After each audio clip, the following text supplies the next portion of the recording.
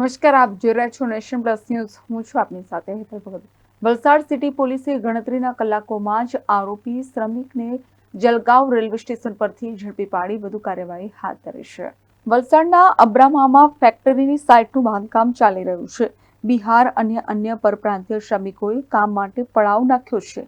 ત્યારે એક શ્રમિકે અન્ય શ્રમિકની પત્ની સાથે શારીરિક અડપલા કરતા મામલો વિચકતો હતો, જેમાં ક્રોધિત થયેલ મહિલાના પતિએ અડપલા કરનાર શ્રમિકને લોખંડનો હથોડો માથા અને મોઢા પર ઝીંકી સ્થળ ઉપર જ ઢીમ ઢાળી દીધી હતી.